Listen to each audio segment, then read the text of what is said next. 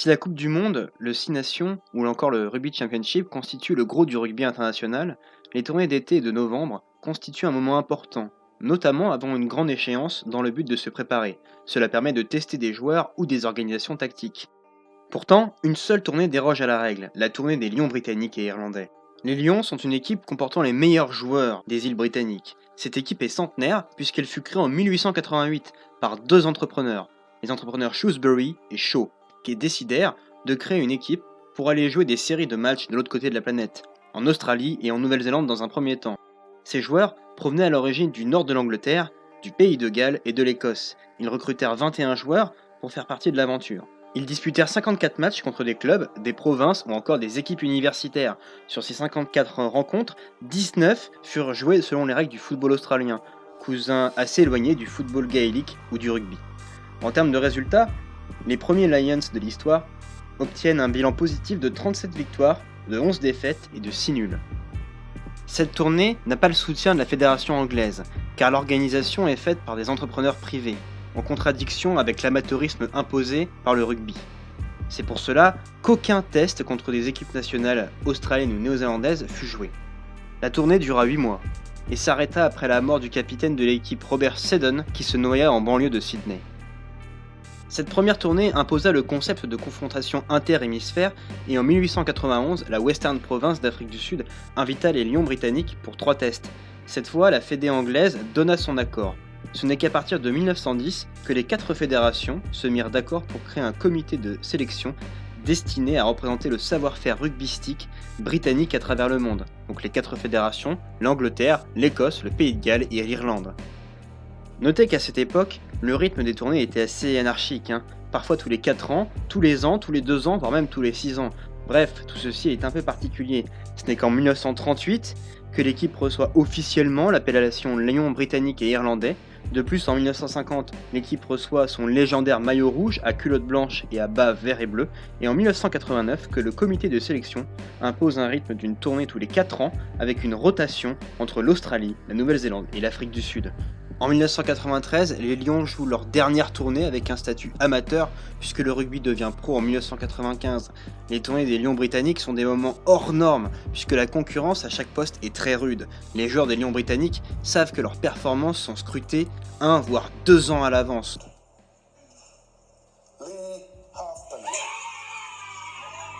De plus, chaque match possède un caractère symbolique, les représentants de l'Empire britannique face à leurs anciennes colonies. Les matchs sont donc féroces, plus que spectaculaires d'ailleurs. D'ailleurs, le fair play y est souvent secondaire. Ronan O'Gara fut par exemple victime d'une agression violente et complètement gratuite d'un joueur des Waratahs en 2001. L'ailier Luke Fitzgerald fut lui-même victime d'une vicieuse fourchette de Schalkburger en 2009, ou encore la bagarre générale qui sévit en 1974 contre l'Afrique du Sud. C'est d'ailleurs lors de cette tournée en 1974 en Afrique du Sud que fut popularisé le 99 Call, ou Appel 99, au titre que si un y va, tout le monde y va. Une bonne vieille générale en gros. Mais si une tournée a bien retenu toutes les attentions, de par la qualité du jeu produit, son intensité physique, son suspense anxiogène, ses drames et sa conclusion légendaire, c'est bien la tournée de 2017 en Nouvelle-Zélande. Les Lions britanniques et irlandais sont dans une passe assez compliquée, car ils alternent les victoires et les défaites. La tournée de 2013 fut globalement réussie, avec une série remportée 2-1 face aux Wallabies et 8 matchs remportés sur 10. En revanche, en 2009, les Lions britanniques se sont inclinés face aux champions du monde sud-africains 2-1, à l'issue d'une tournée relativement violente, une véritable boucherie notamment lors du 2e test. Mais surtout ce qui donne des cauchemars à Warren Gatland, le sélectionneur des Lions britanniques, c'est la dernière tournée au pays du long nuage blanc en 2005.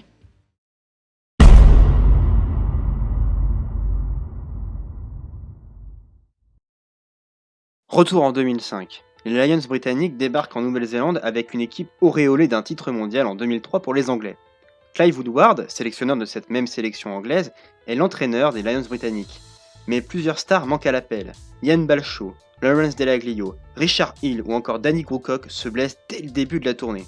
De plus, Stephen Jones, Jason Robinson et Gareth Thomas arrivent très tard en Nouvelle-Zélande pour raisons diverses. Familiales pour Robinson, Jones et Thomas viennent de finir le top 16.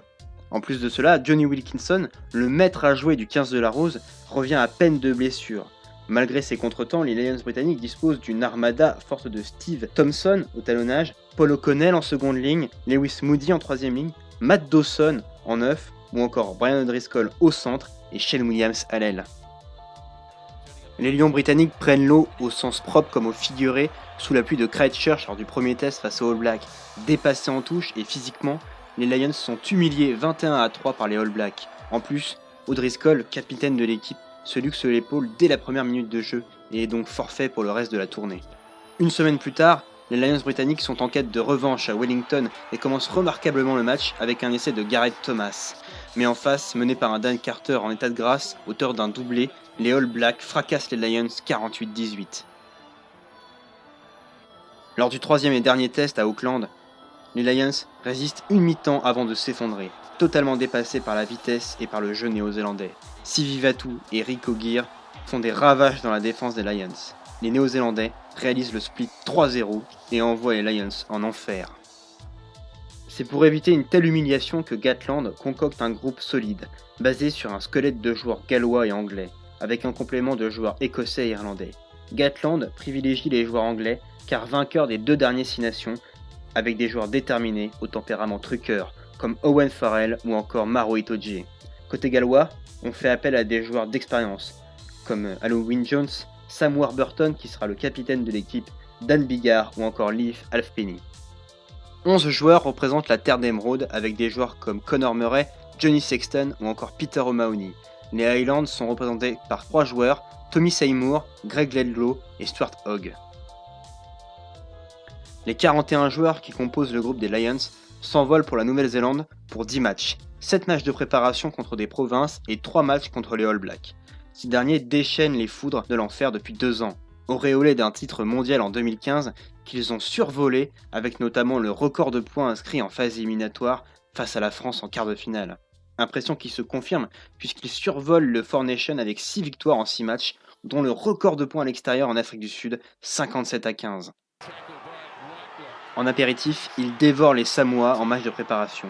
Courageux, les Samoans ne peuvent rien faire face à la vision du jeu, la vitesse et la puissance néo-zélandaise. Résultat 78-0. De leur côté, les Lions sont plus brouillons. Ils s'extirpent de justesse du piège des babas néo-zélandais 13-7 pour mieux tomber face aux Blues d'Auckland 3 jours plus tard. Les Lions se rachètent face aux Crusaders avant de tomber une fois de plus face aux Highlanders cette fois-ci. Les Lions se refont une santé en écartant facilement les Maori All Blacks, puis les Chiefs d'Hamilton 3 jours plus tard. Premier match face aux All Blacks et première surprise, le capitaine des Lions, Sam Warburton, est mis sur le banc et remplacé par Peter O'Mahony. Devant les Lions britanniques, font confiance à des joueurs d'expérience comme Jamie George, Halloween Jones ou encore le gallois d'origine tongienne, Tolupe Faletau.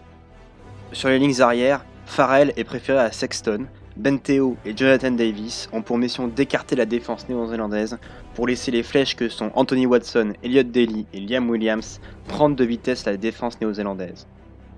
En face, la composition concoctée par Steve Hansen est relativement classique, puisqu'on retrouve Retallick Whitelock en attelage en seconde ligne, Kieran Reid, capitaine et gratteur récupérateur en troisième ligne, la charnière Smith-Barrett, Sonny Bill Williams, ancien de la maison toulonnaise, est également de la partie. Petite révolution néanmoins, Israel Dagg prend l'aile et Ben Smith glisse à l'arrière.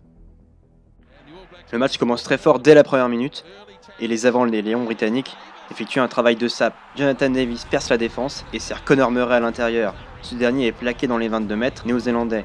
Farrell sert sur l'extérieur Elliot Daly, mais ce dernier ne marquera pas car l'essai est refusé par l'arbitre sud-africain Jaco Peyper après arbitrage vidéo. Premier coup de chaud pour les All Blacks qui se retrouvent 10 minutes plus tard dans les 22 des Lions britanniques et ces derniers se mettent à la faute. Barrett ouvre le score, 3-0 pour la Nouvelle-Zélande. 5 minutes plus tard, les Néo-Zélandais font parler leur explosivité et se retrouvent dans le camp Lion qui se mettent une nouvelle fois à la faute.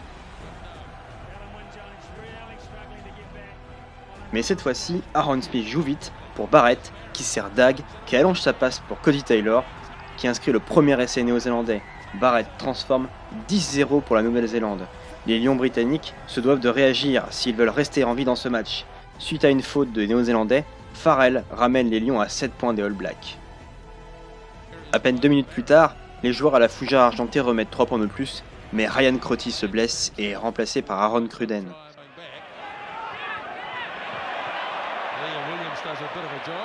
Now he's running himself into the row and he's clear.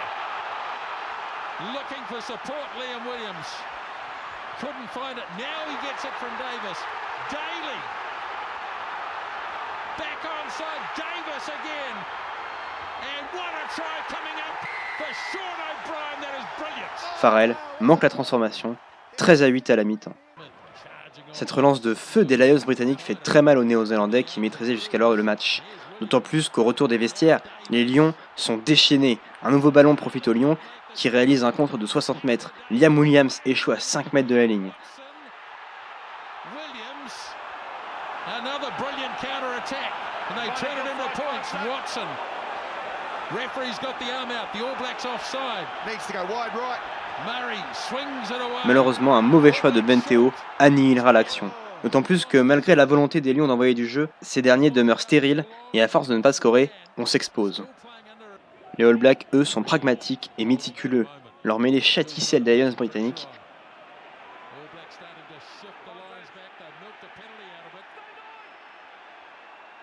Et suite à un échange de passes, le jeune Rico Ioane marque un essai en coin pour sa première sélection. Essai qui sera transformé et validé après l'assistance vidéo.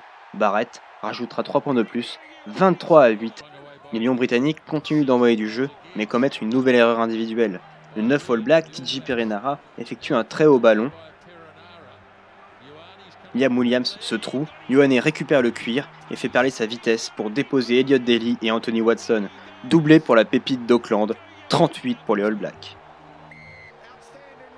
Le 9 remplaçant des Lions, Rhys Webb, sauvera l'honneur pour les Lions britanniques à la sirène. Score final, 30-16 et une énorme gifle reçue par les Lions britanniques. Malheureusement, les Lions britanniques, trop stériles et commettant trop d'erreurs individuelles, auront été mangés par le pragmatisme et la vitesse néo-zélandaise. De plus, le pack des Lions aura semblé dépassé par l'intensité physique et athlétique des avants néo-zélandais. Warren Gatland a désormais 4 jours pour préparer son groupe pour un dernier match de préparation face aux Hurricanes de Wellington et une semaine pour peaufiner sa stratégie pour le second test face aux All Blacks. Ce test est déjà décisif. Les Lions renverseront-ils les All Blacks et se maintiendront-ils en vie pour le 3e test à Auckland ? Quelle sera la stratégie du sorcier néo-zélandais pour faire déjouer ses compatriotes ? Mais ça, c'est pour le prochain épisode sur la bataille de Wellington.